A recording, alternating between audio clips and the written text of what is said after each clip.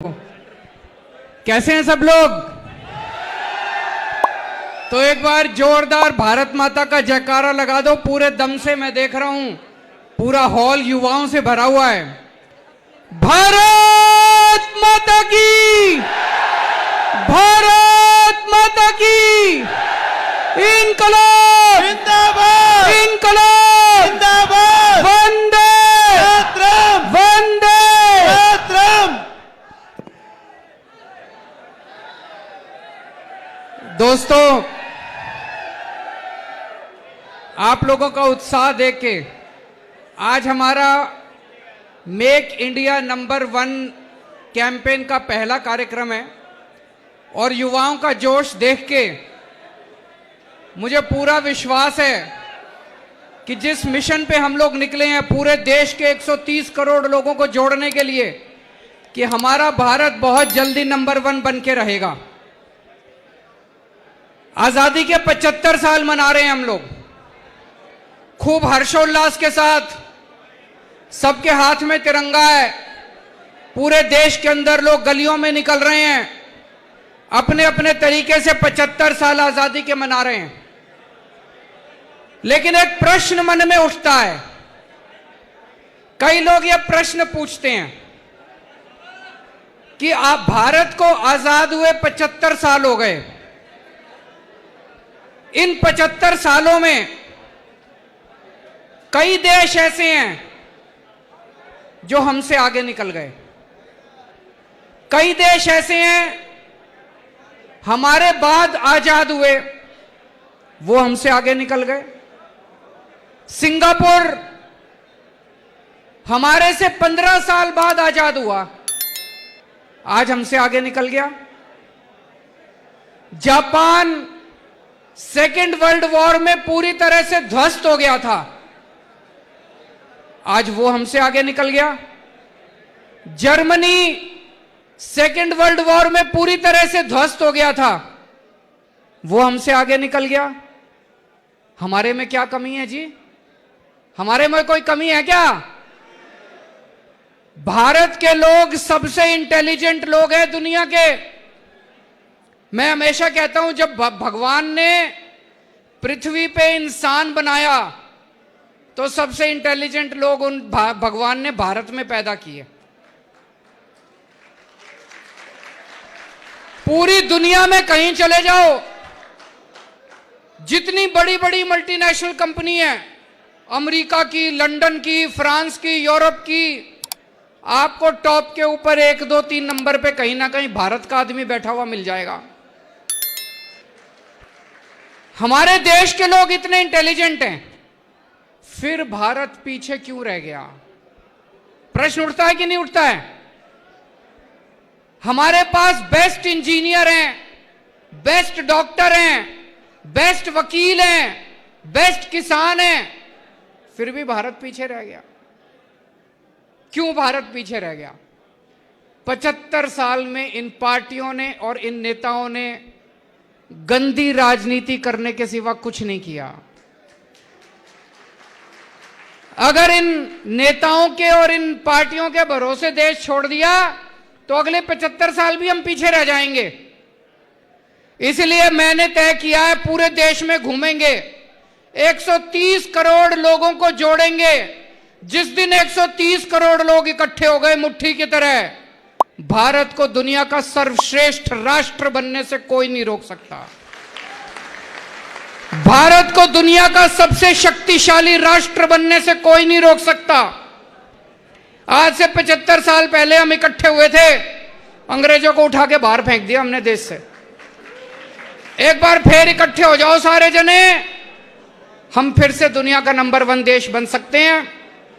आज आप सब लोगों की ऊर्जा देख के मुझे बहुत अच्छा लग रहा है। आपसे पूछना चाहता हूं, आपके हिसाब से भारत को नंबर 1 देश बनाने के लिए क्या क्या करना चाहिए? इसी से शुरुआत करते हैं। ये पूरा खुली बातचीत है, मैं आपसे पूछूंगा, आप मेरे से पूछो, खुली बातचीत है। तो पहला प्रश्न मैं आपसे यह पूछता हूं कि आपके हिसाब से क्या भारत नंबर 1 देश बन सकता है? कितने साल में बन सकता है? कैसे बन सकता है? हाथ खड़े करो, आपके पास माइक आ जाएगा, माइक देते जाओ भाई। Hello hello.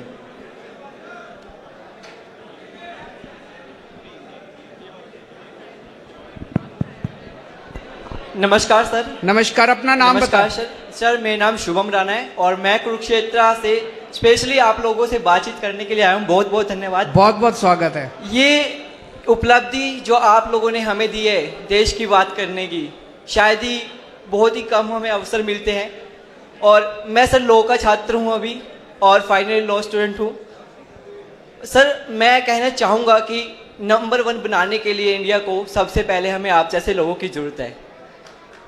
और जो युवा आज यहाँ पे एकत्रित हुए हैं उन युवाओं की हमें सख्त जरूरत है, क्योंकि जो युवा पीढ़ी है आज की उनमें वो मुकाम हासिल करने की शक्ति है जो शायद हम किसी भी प्रकार की भी परिस्थिति में या किसी सुविधा से वंचित रह के हम वो मुकाम हासिल नहीं कर पा रहे हैं। अगर हम बात करें छात्रों की, मानिए आज छात्रों के हितों में जो सरकारें फैसला ले रही हैं वो बहुत ही घृणा करने वाली चीज़ें हैं। मैं इकोनॉमिकल वीकर सेक्शन से आता हूँ। मानिए मेरे पिताजी किसान हैं और घर में कोई अन्य आय का साधन नहीं है और मुझे स्टडी करने में बहुत ही तकलीफ़ों का सामना करना पड़ता है। आप अभी कॉलेज में हो? जी सर। कौन से कॉलेज में? सर मेरा भारत कॉलेज ऑफ लॉ है सर, कुरुक्षेत्र यूनिवर्सिटी से एफिलेटेड है बबैन में। और सर हमें जो अधिकार दिया गया था 10% रिजर्वेशन का, हरियाणा में उसको भी 5% दिया जा रहा है, जबकि संविधान के उल्लंघन में ऐसा किया जा रहा है। सर मैं कहना चाहूँगा कि छात्रों के लिए बड़ी बड़ी योजनाएं जो ये लेके आते हैं उनको धरती पे, उनको ज़मीनी स्तर पे लागू किया जाए और ऐसे ही देश नंबर 1 आगे बन सकता है और युवा आगे बढ़ सकते हैं। बहुत बहुत धन्यवाद। बहुत अच्छी बात है। भारत माता की। सर मेरा नाम अंजलि कादर है, मैं पंडित नेकीराम कॉलेज से सिर्फ और सिर्फ आपसे एक क्वेश्चन पूछने आई हूँ। सबसे पहले आपका मैं बहुत दिल से आभार करती हूँ कि आपने मुझे ये मौका दिया। सर एक देश नंबर 1 तभी बन सकता है जब एक देश की बेटी नंबर 1 बने, क्योंकि सर हमें एक सिक्योरिटी की जरूरत होती है जब हम अपने घर से बाहर निकलते हैं। सर हम अपने माँ बाप को कह के कि हम बाहर निकल रहे हैं और हमें वहाँ पे सिक्योरिटी नहीं मिल रही कि हमारे हो रहे हैं ये, तो सर ये जरूर होना चाहिए सर। बिल्कुल बिल्कुल सर, ये बात हमारे दिल की बात है। मैं सहमत हूँ।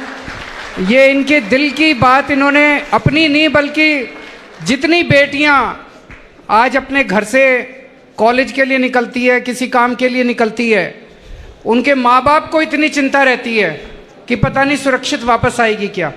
बच्चियों को इतनी चिंता रहती है कि हम सुरक्षित वापस जा पाएंगे क्या। इसी वजह से कई बेटियां आगे पढ़ने या नौकरी करने से वंचित रह जाती हैं। अगर हम अपनी बच्चियों को सुरक्षा नहीं दे सकते तो फिर लानत है ऐसी सरकारों के ऊपर, लानत है ऐसे सिस्टम के ऊपर। यहाँ पे मैं कोई राजनीति नहीं कर रहा, इसमें सारे पूरे सिस्टम की बात है कि आज 75 साल के बाद जब हमारी बेटी घर से बाहर निकलती है वो अपने आप को सुरक्षित महसूस क्यों नहीं करती। क्या हम अपने सिस्टम को दुरुस्त नहीं कर सकते? कर सकते हैं। जब भगवंत जी की सरकार बनी थी पंजाब के अंदर, हम घर घर में जाके यही बोलते थे कि ऐसा क्यों है कि उनको सुरक्षा नहीं मिलती। ऐसा इसलिए होता है क्योंकि जब एसपी की, डीएसपी की, आईजी की, डीआईजी की, इनकी ट्रांसफर पोस्टिंग होती है तो उसमें पैसे चलते हैं। जब उसमें पैसे चलते हैं, कोई पैसे देके एसपी बनेगा, कोई पैसे देके डीएसपी बनेगा, तो फिर वो तो बलात्कारी के साथ ही जाएगा। फिर जब किसी लड़की के साथ छेड़खानी होगी तो वो बलात्कारी से पैसे लेके पैसे निकालेगा अपने। जब से ये बने हैं, एक भी ट्रांसफर पोस्टिंग में, पुलिस की एक भी ट्रांसफर पोस्टिंग में पंजाब में पैसे नहीं चलते। जाके पूछ लो किसी से भी।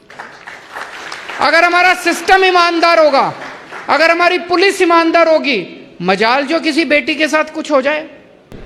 सर सबसे पहले नमस्कार आपको, मेरा नाम नितिन वर्मा है और सर हम आपकी आवाज़ सुनने के लिए सर हम आपके बहुत थैंकफुल हैं सर। आज सबसे पहले सर, कहाँ से हो सर? मैं रोहतक से हूँ और सर मैं गवर्नमेंट जॉब करता था, मैंने गवर्नमेंट जॉब छोड़ी है। और सर मेरा क्वेश्चन सर अरविंद सर आपसे है कि सर जिस प्रकार हमारे रोहतक में पीजीआई कर्मचारी लगने के लिए करीबन 3 लाख रुपए तक देने पड़ते हैं भ्रष्टाचार के उसमें सर, तो क्या सर इसका कभी अंत हो पाएगा? दिल्ली में हो गया, पंजाब में भी हो गया। Thank you sir, thank you, ईमानदार सरकार चाहिए। Thank you so much sir. मैं आप लोगों के साथ कुछ एक्सपीरियंसेस शेयर करना चाहता हूं।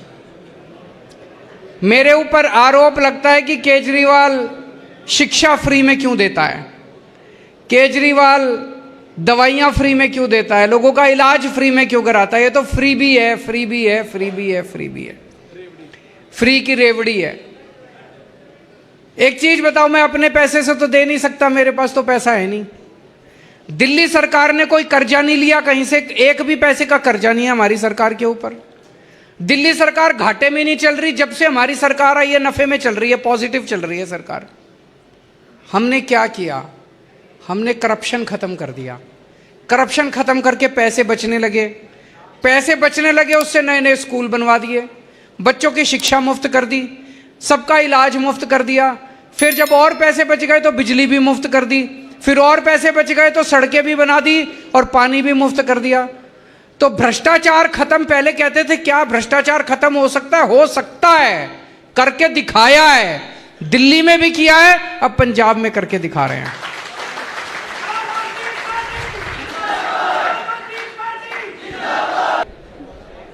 नमस्ते सर। कहाँ पे है? हाँ जी। सर जैसे कि हमारे इनकी हरियाणा में 105 स्कूल बंद हो चुके हैं, तो इसमें आगे शिक्षा कैसे बढ़ाई जाएगी? आप उसी स्कूल से हो किसी से? No, आप क्या कहाँ क्या करते हो? गवर्नमेंट पीजी कॉलेज से सर। पीजी कॉलेज से। तो इनका प्रश्न है कि 105 स्कूल जो बंद हुए हैं, ये कहते हैं कि 105 स्कूल इसलिए बंद करे क्योंकि वहां पे बच्चे कम आते थे। बच्चे कम क्यों आते थे जी? बच्चे कम इसलिए आते थे क्योंकि उन्होंने स्कूल कबाड़ा कर दिया, सबने अपने बच्चे निकाल लिए। मैं चैलेंज करता हूं, आज उन 105 स्कूलों में आप शिक्षा अच्छी कर दो, सारी फैसिलिटी दे दो, देखो बच्चे बढ़ जाएंगे। और अब इन्होंने हरियाणा में और उल्टा कर दिया कि आप अगर अपने बच्चों को प्राइवेट स्कूल में भेजोगे तो सरकार उनको सब्सिडी देगी, स्कूल वालों को सारी फीस देगी, 1100 रुपये 800 रुपये महीना आपकी। और अगर आप सरकारी स्कूल में भेजोगे तो 500 रुपये महीना आपको देने पड़ेंगे। कितने गरीब बच्चे हैं जिनके माँ बाप के पास 500 रुपये महीना देने को हैं? फिर तो लोगों को अपने बच्चों को निकालना ही पड़ेगा स्कूलों से। तो आज देश के अंदर जरूरत यह है कि सरकारी स्कूल और बहुत ज्यादा बढ़ाए जाएं और उनको भी अच्छा बनाया जाए, ना कि सरकारी स्कूलों को बंद किया जाए। इसके हम सख्त खिलाफ हैं। Thank you sir. आदरणीय मुख्यमंत्री जी को मेरा नमस्कार। नमस्कार। मेरा नाम प्रथम शर्मा है और मैं हिसार जिले का रहने वाला हूं। मेरे मत के अनुसार जब तक मेरे देश का युवा बेरोजगार है तब तक हम इंडिया नंबर 1 नहीं बन सकता। बिल्कुल बिल्कुल सही बोल। और हरियाणा प्रदेश में तो यह स्थिति और बेहतर हो गई है। हरियाणा प्रदेश में जो एम्प्लॉयमेंट रेट है वो 30% है। पूरे देश में एम्प्लॉयमेंट रेट 37% है जी, 37% है। तो आज तक कोई भी सरकार इस रेट को कम नहीं कर पाई है और यह दिन ब दिन बढ़ रहा है। कैसे बढ़े, कैसे ठीक होगा? या तो सरकार कुछ ऐसे योजनाएं लाए जिससे ये रोजगार बढ़ सकें, या फिर स्टार्टअप कंपनीज आएं, या बाहर की कंपनियां, कुछ मल्टीनेशनल कंपनी भारत में आएं ताकि रोजगार बढ़ सके। सारे काम करने पड़ेंगे। रोजगार कैसे मिल सकता है? बिल्कुल सही कहा। जब तक हमारे हर युवा के पास अच्छा रोजगार नहीं होगा, भारत नंबर 1 देश नहीं बन सकता। केवल भाषणबाजी रहे, गलत तो नहीं कह रहा। हर युवा के पास अच्छा रोजगार होना चाहिए। रोजगार अच्छा कैसे मिलेगा? कोई बताना चाहेगा रोजगार कैसे मिलेगा? हाँ जी, कोई? Yes sir. Here sir, here ये हेलो। हाँ जी, तिरंगा। हाँ जी, तिरंगा तिरंगा। हाँ जी सर, एक्चुअली मेन तो सोर्स जो होता है जॉब का या किसी भी चीज का, वो होती है शिक्षा। अगर शिक्षा अच्छी है तो ऑटोमेटिकली जॉब अच्छी मिलेगी, डिग्री अच्छी है जॉब अच्छी मिलेगी। बिल्कुल। बट सर क्या होता है कि डॉक्टर भीमराव अंबेडकर ने बोला था इक्वालिटी, बट सर अब इंडिया में इक्वालिटी नहीं रही है। अब क्या हो गया है, SC BC वालों को पहले सीटें मिल जाती है, जर्नल वाले रह जाते हैं।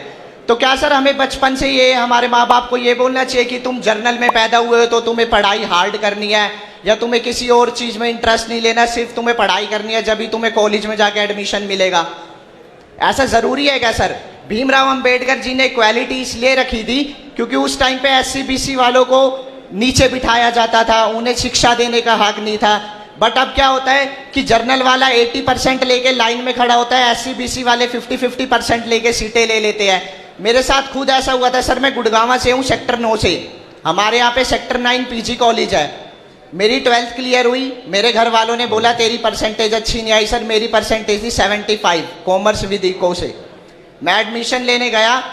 मैंने सर 15 दिन चक्कर काटे। मेरे कट ऑफ में नाम आता था, मेरी जगह SCBC वाले 50-50, 45-45% पे सीट ले जाते थे।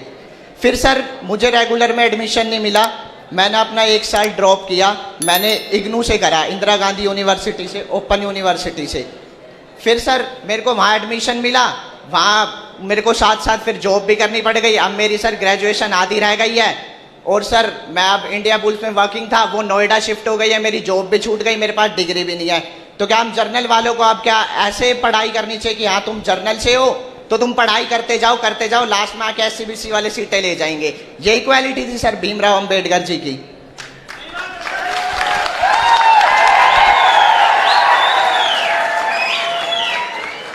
एक तो ये अवधारणा कि आज SCs के साथ बुरा बर्ताव नहीं होता देश भर में, रोज हमें अलग अलग देश के कोने कोने से सुनने को मिलता है कि किस तरह से आज भी उनके साथ किस तरह से बहुत बुरा बर्ताव किया जाता है। सोशल उस पे मीडिया में भी कई सारे ऐसे वीडियो आते हैं। सोशल मीडिया पे ऐसे कई सारे देखने को मिलता है, पढ़ने को मिलता है। आप लोगों ने भी पढ़ा होगा कि देश के कोने कोने में किस तरह से आज भी 21वीं सदी, जैसे एक उदाहरण है, एक आईपीएस ऑफिसर था राजस्थान का। वो बता रहा था, बोला जी मैं आईपीएस में हो गया, मेरी शादी थी।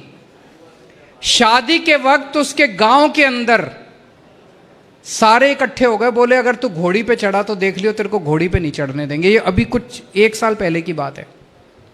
आईपीएस ऑफिसर SC समाज का, उसकी शादी थी। आईपीएस करने के बाद उसको घोड़ी पे नहीं चढ़ने दिया। बोला जी तो मैं आईपीएस था तो मैं सारी पुलिस मैंने इकट्ठी कर ली, पूरी गांव को छावनी बनाना पड़ा उसको घोड़ी पे चढ़ाने के लिए। आज भी हमारे देश के अंदर स्थिति काफ़ी खराब है। तो पहली चीज़ तो मैं ये कहना चाहता हूं कि ये जो रिजर्वेशन किया गया वो इसलिए किया गया, जो सदियों से जो एक इनइक्वालिटी चली आ रही थी वो बराबरी का हक देने के लिए, ताकि सब बराबर उस पर आ सकें। दूसरी चीज, ये जो हमारी एक मेंटालिटी बन गई है, पढ़ने के बाद नौकरी, पढ़ने के बाद नौकरी, पढ़ने के बाद नौकरी। ये अंग्रेज जो सिस्टम छोड़ के गए थे, मैकॉले का सिस्टम था 1830-1840 के अंदर। मैकॉले ने अंग्रेजों ने एक ऐसा सिस्टम, पहले देश के अंदर कोई नौकरी नहीं ढूंढता था, सारे अपना अपना काम करते थे। ये मैकॉले एक सिस्टम बना के गया था कि BA करोगे, BCom करोगे, LLB करोगे, फलाना करोगे, उसके बाद नौकरी चाहिए। सारे अंग्रेजों के पास नौकरी मांगने जाते थे, अंग्रेजों के यहाँ क्लर्क बन जाते थे हम सारे। 1947 में हमने एक बहुत बड़ी गलती करी, हमने देश का शिक्षा व्यवस्था हमने नहीं बदली। अंग्रेजों की शिक्षा व्यवस्था आज भी कायम है। दिल्ली के अंदर हमने एक प्रयोग किया है, आतिशी जी यहां खड़ी हैं, ये उस दिल्ली के सिस्टम का जो एजुकेशन सिस्टम है उसका बहुत बड़ा इसमें इनका योगदान है। दिल्ली में 11वीं और 12वीं के बच्चों को, मेरे पास अभी एग्जाम्पल नहीं है, नहीं तो आपके रोंगटे खड़े हो जाते जब मैं आपको उदाहरण देता। 11वीं और 12वीं के बच्चों को हम बिजनेस करना सिखाते हैं कि आप नौकरी, हम उनके दिल के अंदर कूट कूट के भरते हैं बच्चों के कि आपको नौकरी मांगने वाला नहीं बनना, नौकरी देने वाला बनना है। हम हर बच्चे के दिमाग में ये डालते हैं कि जब तू स्कूल से निकलेगा, कॉलेज से निकलेगा, तू कम से कम 2 लोगों को नौकरी देगा, नौकरी मांगेगा नहीं, कसम खा। उनको बिजनेस करना सिखाते हैं। सरकार की तरफ से हर बच्चे को 2-2 हजार रुपए दिए जाते हैं, सरकार देती है 2-2 हजार रुपए, और उसको कहते हैं इससे बिजनेस कर। आपको लगेगा 2 हजार रुपए में क्या बिजनेस होता है, मेरे को भी शुरू में लगा, ये इन लोगों ने पूरा ये प्लान बनाया था। लेकिन अब जो नतीजे आ रहे हैं, 2 हजार रुपए इस बच्चे को मिले, 2 हजार इस बच्चे को, 2 हजार इस बच्चे को। अब ये कुछ 8 बच्चे, 10 बच्चे, 20 बच्चे इकट्ठे हो सकते हैं। तो मान लो 8 बच्चे इकट्ठे हुए और उन्होंने अपनी टीम बना ली, 16 हजार रुपए हो गए उनके। उस 16,000 रुपए से वो 8 बच्चे इकट्ठे होकर कोई आइडिया सोचते हैं। और क्या क्या आइडिया सोचे हैं बच्चों ने। कोई डार्क चॉकलेट बना रहा है, कोई अलार्म सिस्टम बना रहा है, कोई कुछ बना रहा है, कोई कुछ बना रहा है, और फिर वो अपने व्हाट्सएप पे, फेसबुक पे डाल के बेचना शुरू करते हैं। ऐसे 52,000 टीम्स बन चुकी है दिल्ली के सरकारी स्कूलों के अंदर, 52,000। और फिर हमने उन बच्चों को बड़े बड़े इंडस्ट्रियलिस्ट से मिलवाया। इंडस्ट्रियलिस्ट के सामने इन बच्चों ने अपना अपना आइडिया पेश किया, और इंडस्ट्रियलिस्ट से उन्होंने पैसे मांगे कि इन्वेस्ट करो हमारे अंदर। सोचो, 11वीं के बच्चे, 12वीं के बच्चे बड़े बड़े करोड़पतियों के सामने प्रेजेंटेशन कर रहे हैं कि जी ये मेरा बिजनेस है, इसमें इन्वेस्ट करो। किसी टीम को 18 लाख रुपए मिल गए, किसी टीम को 20 लाख रुपए मिल गए इन्वेस्टमेंट। आज एक एक बच्चा जो 12वीं क्लास पास करके दिल्ली सरकार के स्कूल से निकल रहा है, वो ये नहीं कह रहा मेरे को नौकरी नहीं मिल रही, वो ये कह रहा मैं इतने बच्चों को नौकरी दूंगा। आज 11वीं और 12वीं के बच्चों से बात करो, वो कहता है जी मैंने 4 आदमी रख लिए अब अपने बिजनेस में, मैंने 8 आदमी रख लिए अपने बिजनेस में, नौकरी दे। एक बच्चे की कहानी बताता हूं। वो बोला जी जब मैं 10वीं में था मेरे को बड़ी टेंशन रहती थी, मैं पढ़ाई में बहुत खराब था, मेरे को लगता था मेरे को नौकरी कैसे मिलेगी, मैं बहुत टेंस रहता था, बहुत, मेरी पढ़ाई बिल्कुल अच्छी नहीं थी।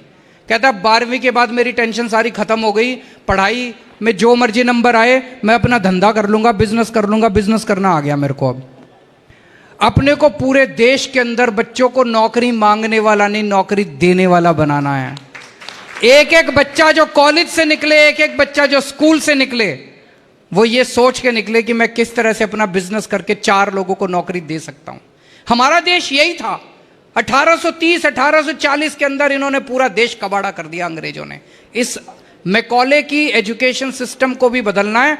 दिल्ली के अंदर एक तरफ हमने स्कूल ठीक करे हैं, तो दूसरी तरफ हमने शिक्षा का कंटेंट भी बदलना चालू करा है, ताकि हम अच्छा इंसान बना सकें और नौकरी देने वाला बना सकें। बाबा साहब ने भी किन हालातों में पढ़ाई की थी। सोचो, एक गरीब से गरीब परिवार से निकला हुआ वो बच्चा, गरीब परिवार से, और वो कहां चला गया? अमेरिका में कोलंबिया यूनिवर्सिटी में पीएचडी करने के लिए। आज तो आपके पास इंटरनेट है, इंटरनेट पे देख लेते हो कोलंबिया यूनिवर्सिटी कहां है। मैं सोच रहा था उस बच्चे को बताया किसने होगा कि कोई कोलंबिया यूनिवर्सिटी भी है, और फिर आ गया लंदन से दूसरी 2 पीएचडी करी उसने उन दिनों के अंदर। और कोई किसी के आइडियाज? नमस्कार सर। हाँ जी सर, जय हिंद। जय हिंद। मेरा नाम नरेंद्र चौधरी, मैं फरीदाबाद से आया हूँ, और एक सुझाव और एक सवाल है मेरा। सर, मैं आम आदमी पार्टी पे बहुत सारे गीत स्लोगन्स लिखता हूँ। मेरा ये मानना है कि सर देखिए, देश के हर नागरिक की सोच को बदलना बहुत ही असंभव कार्य है। बिल्कुल बदलेंगे, हर नागरिक की सोच बदलेंगे। जी सर, आपके साथ मिलके बदलेंगे। सर, जब तक व्यवस्था परिवर्तन नहीं होगा तब तक कुछ नहीं बदल सकता है, और व्यवस्था परिवर्तन के लिए सर सत्ता परिवर्तन होना बहुत जरूरी है। तो हम सब युवा ये सपना देख रहे हैं कि आप 2024 में प्रधानमंत्री बने और इस देश में बदलाव करें और आगे बढ़े। साथियों, हम सब आपके साथ हैं सर। तन मन धन वचन से युवा सोशल मीडिया से टीम बनाएंगे। लेकिन मेरी एक विनती है सर कि जब आप बोलते हैं ना, सारा देश सुनता है सोशल मीडिया पे, यूट्यूब से हम सब देखते रहते हैं, आपको सुनते हैं, भगवत मान जी को भी, जो अच्छे काम आप कर रहे हैं। मीडिया जैसे जैसे चुनाव पास में आएंगे सर 2024 के, मीडिया अच्छी चीजें पब्लिश नहीं करेगा, क्योंकि आपको देखिए भगवान ने इतना ज्ञान दिया है, इतना दिमाग है, आप सारा सॉल्यूशन खुद कर देंगे। क्योंकि मैंने स्वराज, जो आपने पुस्तक लिखी थी आंदोलन के बाद, स्वराज, वो पूरी पुस्तक पढ़ी है सर। 80% तक आप समस्याओं को सर खत्म कर सकते हैं। क्यों कहते हैं ना, कोई चीज कम नहीं कर सकते लेकिन खत्म कर सकते हैं, चाहे वो रोजगार हो, कोई भी समस्या हो। मेरा बस एक ही सवाल है कि आप एक ऐसा मिशन बना दें कि ये युवा जो अभी ठाली और खाली बैठे हैं, 18 से 35 साल के करोड़ों युवा पूरे देश में, आप हर जिले में जाएं, क्योंकि 75 सालों में आजादी में ऐसा पहली बार हुआ है कि इस तरह से सवाल जवाब होते हैं। नहीं, नेता आते हैं, भाषण देते हैं और चले जाते हैं। सर, आपने राजनीति को बदला है, ये क्रेडिट आपका। लेकिन एक आखिरी बात है कि आम आदमी की आखिरी उम्मीद आप में है सर। तो भगवंत मान जी भी बहुत अच्छा पंजाब में काम कर रहे हैं, लेकिन सर हर जिले में जाएं, समय बहुत कम है। कुछ लोगों कहते हैं ना कि जितना समय है सब लगा दो, कुछ लोगों को मैं जगाता हूं, कुछ लोगों को आप जगा दो। तो साथियों, परिवर्तन हमें करना, आप प्रधानमंत्री। 2014 से सर एक ही सपना है 2014 से आपको 2024 में पीएम देखना सर, और 2035 तक इस देश को विश्व गुरु सुपर पावर बनाना सर। थैंक यू, जय हिंद। बहुत अच्छा। नमस्कार sir. Sir left side sir, front row. नमस्कार सर। हाँ जी, हाँ जी सर, सबसे पहले तो मैं बहुत ज़्यादा नर्वस हूँ, तो उसके लिए सॉरी। मेरा आपसे ये क्वेश्चन है सर कि जो make India number 1, make India number 1 हम सब बैठ के कर रहे हैं यहाँ पे, क्या वो इंसानों के लिए है केवल?